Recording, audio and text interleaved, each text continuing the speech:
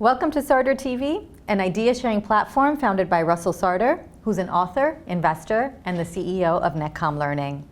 We're thrilled to have Sheela Subramanian join us today. Sheela is a VP at Slack Technologies, and she's also the co-author of a book called How the Future Works, and she's here to tell us more. Sheela, thank you so much for joining us today. It's great to have you here. Thank you for having me. It's great to be here. So start off by telling us a little bit about yourself and your career and how you got to where you are today. Yes, so I have not necessarily taken the most direct path in my career, and that's sort of on purpose. When I was in college, I studied race and ethnicity as well as women's studies to better understand how systems could better take care of the other. As someone who grew up in an immigrant family in a primarily white town, I always felt like the other, and I thought that the only way that we could build inclusive societies was through government. And so throughout my career, I worked at a variety of nonprofits and then also joined a startup at the time called Google and set my path working in tech at a variety of startups as well as high growth companies. And it was very, very fulfilling, but I was always the hardest worker. I was usually the only woman in the room. I was usually the only person of color in the room. And I just took the mentality of you need to be the first and the last to leave, Sheela. You need to just put down your head and work twice as hard as everybody else to make it half as far. Then I became a mother in 2016 and started rethinking some of my priorities. And I joined Slack in 2016 as well. And my job was really fulfilling. I loved it, but I also didn't want to be in the office all of the time. I wanted to be home and put my baby at that time to bed. And my work at Slack was very much focused on change management. And I was thinking a lot more about my style versus the predominant style of leadership, as well as I was looking around and not seeing a lot of people that looked like me, not just at Slack, but on a leadership level in the industry. So in 2018, I read the book, How to Be an Anti-Racist by Ibram Kendi. And I realized that all I'd been doing all along was assimilating. I wasn't necessarily building more inclusive environments for others. I was doing what I was told to do to fit in versus figuring out how to make work for all types of people.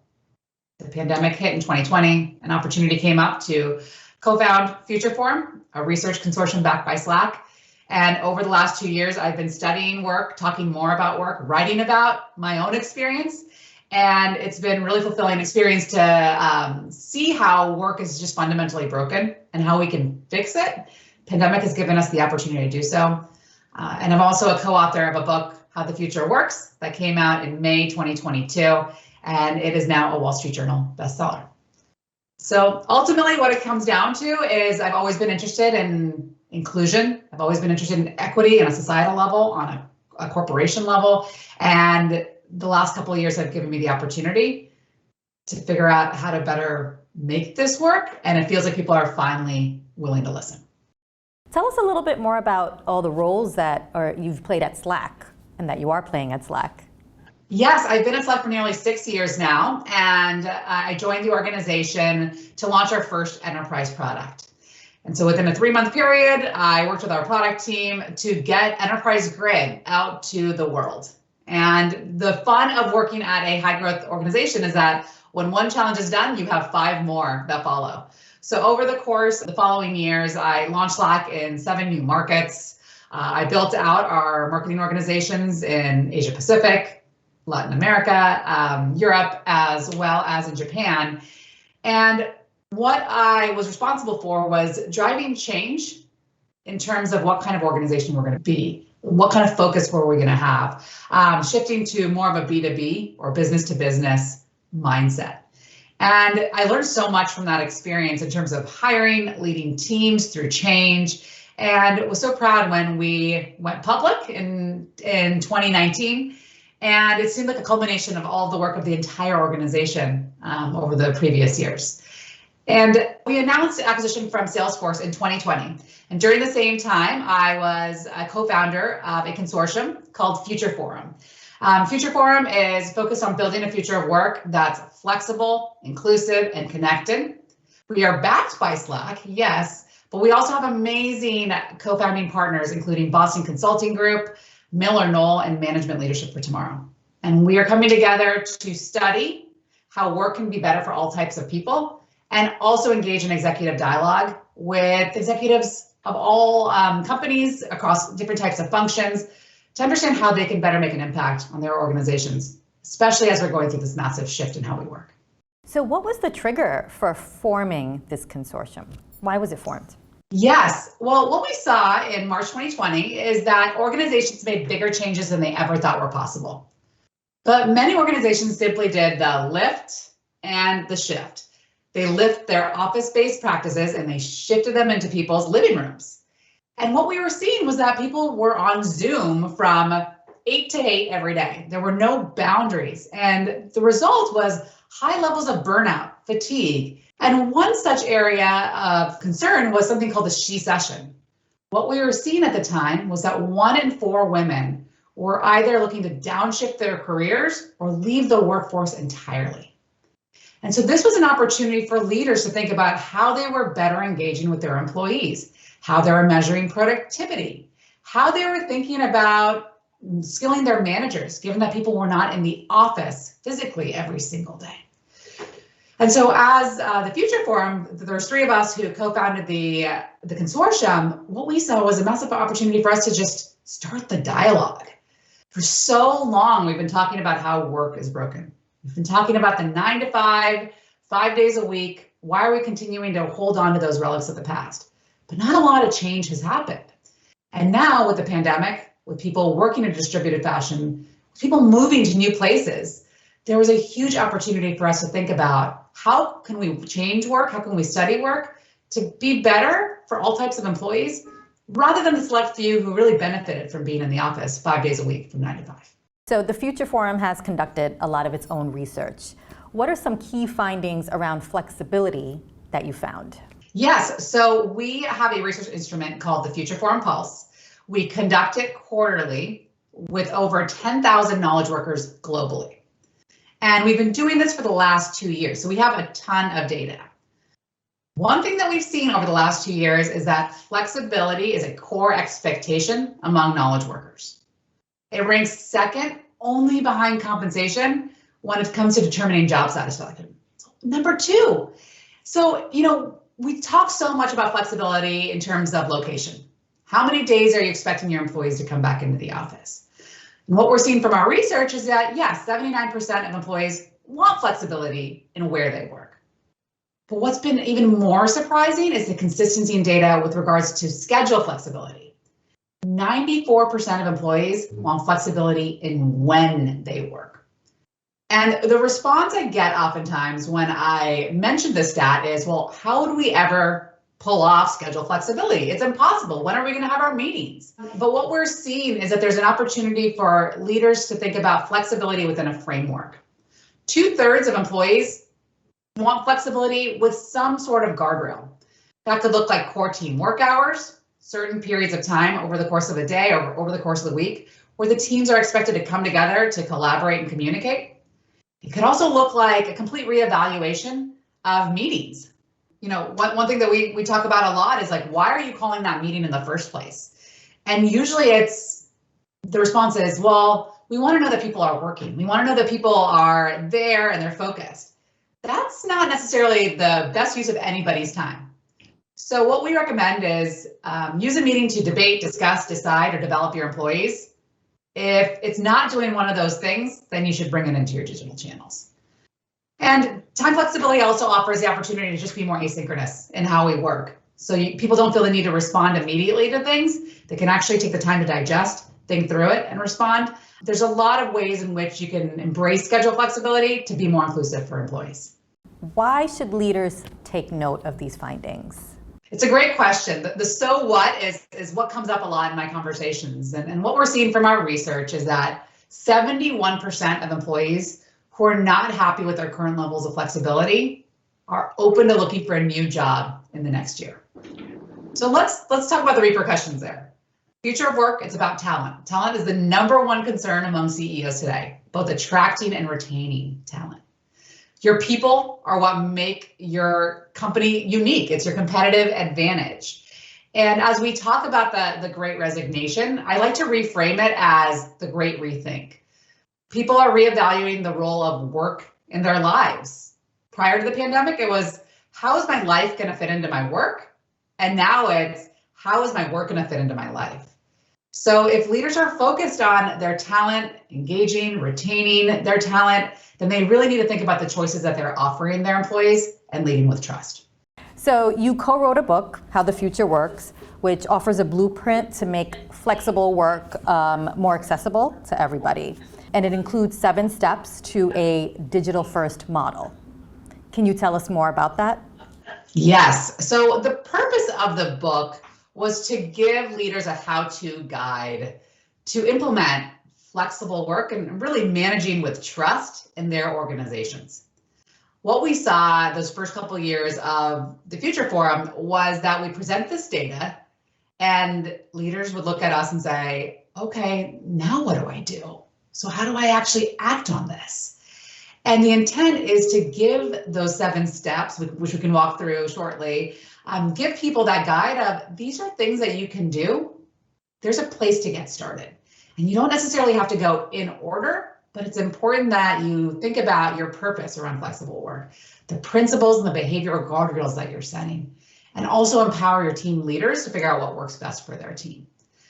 And it's been great to see the response to the book thus far, because it's a combination of data that we've collected over the course of 2 years, as well as executive interviews and insights. And we optimized for executives across all types of functions, as well as across a range of industries. This is not just a tech thing. We profiled Genentech and we profiled the Royal Bank of Canada to show that this can be done even in traditional industries. So there's an opportunity for leaders to take some level of wisdom and knowledge and data from the book and figure out how they can apply it within their own organizations. And there are certainly leaders who might feel that flexibility is going to have a negative impact on productivity. Mm-hmm. How do you respond to that? My response to that executive is, how did you measure productivity prior to the pandemic? The answer I usually get is the number of hours worked or the number of hours someone spent in the office. Is that actually a measure of impact? Is productivity, the way that you measure it, a measure of impact? Usually the answer is no. For too long, we have been focused on the person who's the first in, the last to leave. This person has hustle because they're always in the office. But very rarely was there a question of, what are they actually doing in the office? What are the outcomes that they're producing? And so moving from an office first way of working to more of a digital first way of working is a wonderful opportunity for leaders to think about how they're measuring productivity and also make that shift to be more outcomes and results driven versus activity driven. And this is particularly important as we think about equity and inclusion in the workplace. So what we're seeing from our research is that 41% of executives list proximity bias as their top concern when it comes to flexible work. And proximity bias is essentially favoritism towards someone who is located nearby, or in this case, in the office. And what's troubling about proximity bias is what we're seeing from the data is that those who want to go back into the office full time tend to be executives, they tend to be male, they tend to be white employees, whereas those who want more flexible work arrangements tend to be employees of color, caregivers, namely working moms, as well as women. And if we go back to those traditional measures of productivity of, I know that so-and-so is doing a great job and they should be promoted because I see them more often, then we run the risk of erasing the gains when it comes to sense of belonging, relationships with coworkers that we have seen over the last 2 years, because proximity bias has now taken over our overall performance measurement. So it's really critical for leaders to be aware of the bias that can come from hybrid or flexible work, and also ensure that they're looking at the outcomes and the results driven by the employees on their team. And leaders are also concerned that not being in the office could minimize, connections and collaboration points between employees. What are your thoughts on that? I agree. And going flexible, going digital first does not mean that you're never in person. One thing that I think is worth acknowledging that we haven't talked about today is that over the last 2 years, we've been working through a pandemic. Moving forward, while this pandemic is not over, there are opportunities for us to think about how to embrace flexible work and think about intentional in-person interactions. This is going to look differently for every single team, but there's an opportunity for leaders to say, all right, we want people back in the office every month to foster connection, and we're going to do X, Y, and Z. But that intentionality needs to be there. We also need to give predictability to our team members. Flexibility will not work without predictability. To be able to say, the first Wednesday of every month, we are going to get together in this office, and we're going to foster connection. We're going to have lunch together. We're going to learn more about one another. We are going to have deep and real conversations, whatever that may look like. But giving people the opportunity to plan for that is also very important. That said, what we're seeing from our research is that 80% of people want to go back into the office in some capacity to foster connection, to build that camaraderie. But only 20% want to go back for solo focused work. So if you lead with trust by measuring outcomes, then people don't need to come back into the office every single day to show that they're working. And they can use their time together in a more fulfilling way. Just coming back to your book, you have this blueprint, this framework that includes 7 steps to really help organizations and leaders with more flexible working arrangements. Take us through some of those steps. Yes, so we have 7 steps that don't have to necessarily be adopted in chronological order, but it's important to start with number 1. So what we advise organizations and leaders to do is to first set your why. What is your purpose behind flexible work? What are the principles that you're embracing across the entire organization? Great example of a principle is we're taking a growth mindset. We're going to experiment and we're going to figure out what works best, what doesn't. I'm going to realize that this is a constant learning process. There's no one size fits all perfect approach. Another example is we're going to make sure that we optimize for equity so that people, regardless of where they're located and how they work, have equitable access to opportunity. In order to actually get to those principles, you need to set the appropriate behavioral guardrails. And I think it's really important for leaders to realize that people are watching at what they're doing. What we oftentimes advise executives about is you should be the last ones back into the office rather than the first ones in the office. Meaning, if you're saying that flexible work matters, then you need to be actually embracing that tone with your own behavior. The guardrails that you set are really critical because for so long, the workplace has expected people to set their own boundaries. Boundaries are self-imposed. Many people don't feel empowered to set their own boundaries. I struggled with that throughout my entire career, but setting those intentional guardrails and modeling them on an executive level are critical for then setting the tone for your broader organization to do what works best with our team. And speaking of team, what we've seen in the market is that these top-down mandates across an entire giant organization, they're not working. Employees are revolting. Work is not one size fits all. So team level agreements are opportunities for teams to get together and figure out their norms, their communication styles, their working hours in a way that works best for them.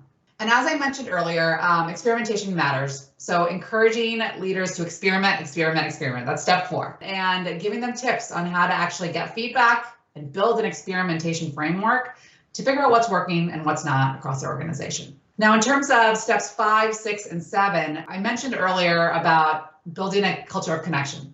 Technology is a big piece of building connection, but so is the office. So this chapter focuses on ways in which you can bring people together, whether in person or in an offsite, as well as how you can fill in those gaps between those in-person moments of technology. And then we focus on a really important chapter. I love this chapter about reskilling managers. What we're seeing from the data is that managers are struggling because they're trying to translate what executives are telling them to do, but they're also getting a lot of upward feedback from their employees. They don't necessarily have the tools to manage effectively in this new distributed world of work.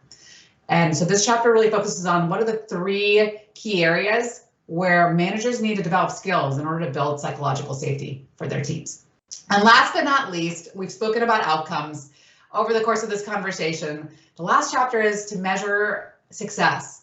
We oftentimes get the question of how do I know that this is working? And so with a few case examples from Boston Consulting Group as a start, we talk a bit more about what outcomes and measurement look like in this new world of work. So can you give us an example of an organization that has that has done this effectively? Yes, we talk about a range of companies throughout each of the 7 steps, but I'd love to actually go back to the schedule flexibility bit that we talked about earlier, because the focus of the book is not just flexibility in terms of where you work, really the focus is about when you work. And we highlight a great example of the journey of Dropbox. Early in the pandemic, the Dropbox executive team, they were struggling with how are we actually going to align and figure out a plan forward. And so what they did is they said, we're closing down our offices and we're actually building studios. We're converting our offices into studios where people can come together to collaborate, to build camaraderie, as well as to build connection with one another. But you need to schedule these studios beforehand, and it's an opportunity for team leaders to bring their teams together on a periodic basis. But we're also going to embrace schedule flexibility. And so what they did is they developed something called core team work hours. And in the book, we have an image of what their approach looked like. But they basically said, against time zones, we have 4 hours a day where our teams get together. As an example, Pacific time zone, it could be from 9 a.m. to 1 p.m. And this is our time to discuss, debate, decide topics, to have our one-on-ones, to have our recurring meetings.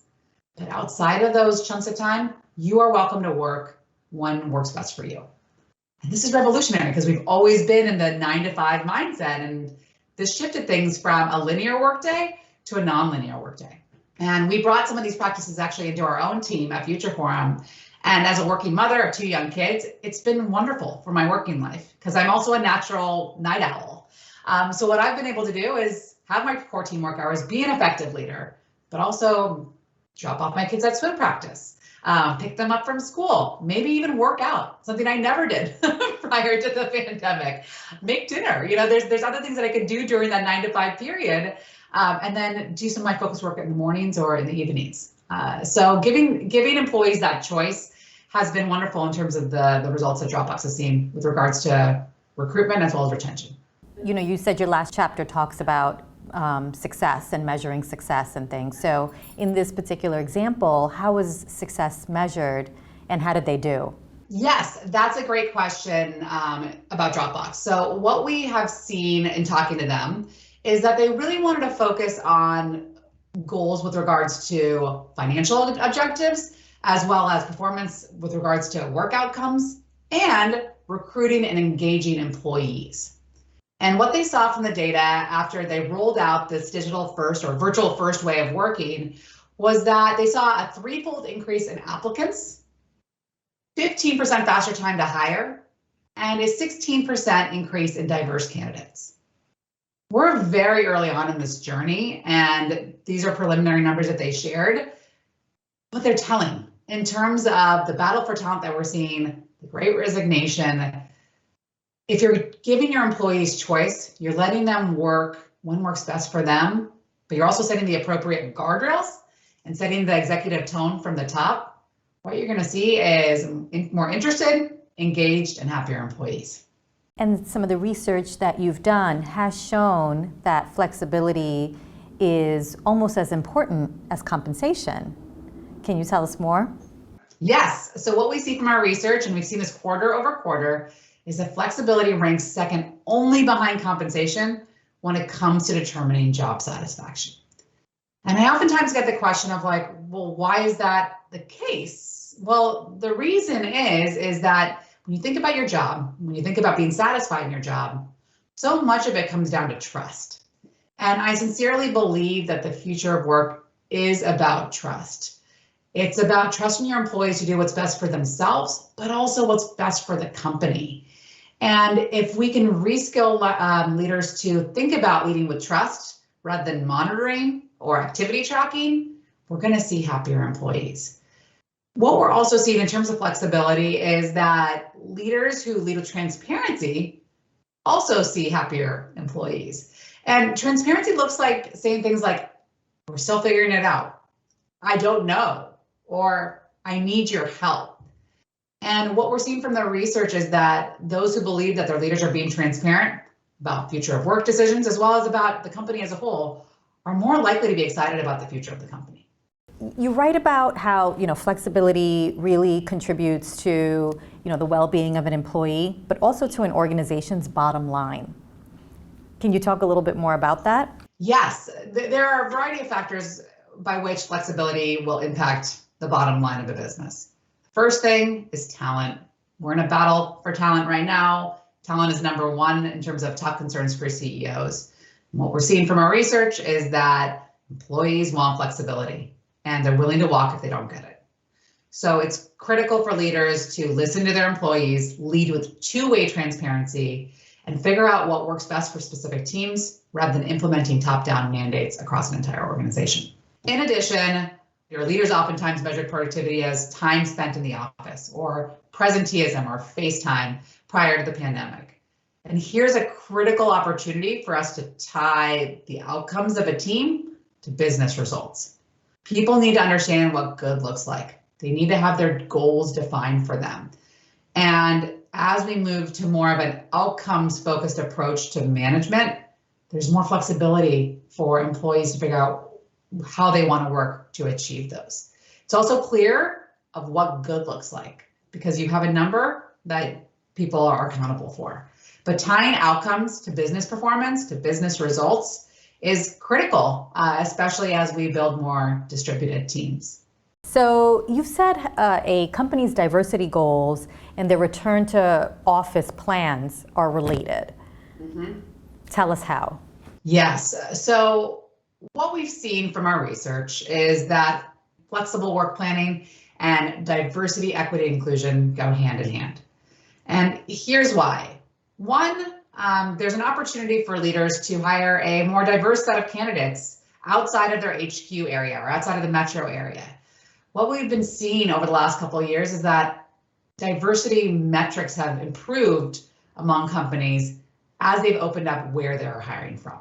I also think it's important to acknowledge, though, that leading with trust, leading with flexibility also has a huge impact in terms of sense of belonging, as well as relationships with coworkers, especially among employees of color. So what we saw from our research early in 2020 was that sense of belonging, as well as relationships with coworkers, had actually improved among employees of color during the first few months of the pandemic. And we saw the data and we're like, how is that possible? And it's been consistent over the last 2 years. And so we dug into the data with Brian Lowry of Stanford University, and we found two reasons. The first is going into the office every single day required employees to code switch. Code switch is the act of changing your appearance, the way that you talk, the way that you dress, in order to fit into the norm. And I have definitely experienced code switching throughout my career. Working flexibly enables people to bring more of their whole selves to work. It reduces the need to code switch because over the last couple of years, we've met one another's kids. We've seen our backgrounds. People have been able to bring more of themselves to the office, and they've been closer to their communities. In addition, working flexibly doesn't eliminate, but it reduces the number of microaggressions that occur over the course of any given day. And what we're seeing from the data is that while people aren't necessarily avoiding microaggressions entirely, the separation helps. Being able to close your laptop and walk away is just a better mechanism than having to deal with it day after day in the office. So the office has long been a place that embraces age-old norms of what professionalism looks like. And working flexibly has given us the opportunity to rethink what professionalism looks like. And so as we think about diversity, equity, and inclusion, it's really critical that you're looking at the sense of belonging, you're looking at the relationships with coworkers, especially among your historically discriminated employees, your traditionally underrepresented employees, and figure out how can you empower people to, again, work on their own terms rather than forcing them back into the office 5 days a week. Such great insight. This is really good work, fascinating book. Sheela, thank you so much for joining us today. Thank you for having me. This was a lot of fun. Yeah. And we'll see you next time on Sarder TV.